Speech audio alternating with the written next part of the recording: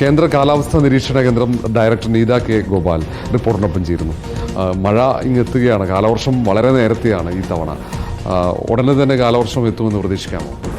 കാലവർഷം എത്തിയെന്ന് പ്രഖ്യാപിക്കാനുള്ള കണ്ടീഷൻസൊക്കെ മീറ്റ് ചെയ്തിട്ടുണ്ട്. നമുക്ക് ഇന്നലെ രാത്രി മുതൽ അതിശക്തമായ മഴയാണ്. പടിഞ്ഞാറൻ കാറ്റ് വളരെ ശക്തിയായിട്ടുണ്ട്. അപ്പോൾ അതിൻ്റെ ഫലമായിട്ടാണ് ഈ ശക്തിയായ മഴയും ഉള്ളത്. അപ്പം കാലവർഷം എത്തിയെന്നുള്ള ഔദ്യോഗിക സ്ഥിരീകരണത്തിനായിട്ട് നമുക്ക് കാത്തിരിക്കാം. ഈ വരും ദിവസങ്ങളിലും കൂടുതൽ മുന്നറിയിപ്പുണ്ടോ? മൺസൂൺ ഓൺസെറ്റ് വളരെ വിഗ്രസ് ആയിട്ടുള്ള ഒരു എപ്പിസോഡായിരിക്കും. അപ്പോൾ ആ മഴ അടുത്ത് വരുന്ന ഒരു 4-5 ദിവസത്തേക്ക് തുടർച്ചയായി കേരളത്തിൽ വ്യാപകമായിട്ട് അതിശക്തമായ മഴയ്ക്കുള്ള സാധ്യത കാണുന്നുണ്ട്. അതുകൊണ്ടാണ് വരുന്ന ദിവസങ്ങളിലേക്ക് നമ്മൾ ഓറഞ്ചും റെഡും അലേർട്ട് എല്ലാ ജില്ലകളിലും തന്നെ കൊടുത്തിട്ടുണ്ട്. ഒരു എക്സെപ്ഷൻ എന്ന് പറയാനുള്ളത് തെക്കൻ ജില്ലകളായിട്ടുള്ള തിരുവനന്തപുരം, കൊല്ലം ജില്ലകൾ മാത്രമേ ഉള്ളൂ. അവിടെ യെല്ലോ അലേർട്ട് അപ്പോഴും ഉണ്ട്. ഈ തവണ കാലവർഷം നേരത്തെ എത്തുമ്പോൾ കൂടുതൽ മഴ സംസ്ഥാനത്ത് ലഭിക്കുമെന്ന കണക്കൂട്ടാൻ പറ്റുമെന്നോ?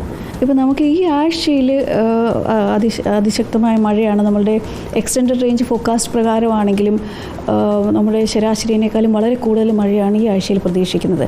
അപ്പോൾ അതിനുശേഷം ശരാശരിയോ അതില്ലെങ്കിൽ അതിന് കുറച്ച് കൂടുതലായിട്ടുള്ള മഴയാണ് അടുത്ത ആഴ്ചയിലും പ്രതീക്ഷിക്കുന്നത്. അതായത് ജൂൺ 1 മുതൽ സെപ്റ്റംബർ 30 വരെയുള്ള മഴയുടെ അളവ് നമുക്ക് കേരളത്തിൽ സാധാരണ കിട്ടുന്നതിനേക്കാളും കൂടുതലാവാനുള്ള സാധ്യതയുണ്ട്. ഒരുപക്ഷെ ഏറെക്കാലത്തിന് ശേഷമാണ് സംസ്ഥാനത്ത് കാലവർഷം നേരത്തെ എത്തുന്നത്.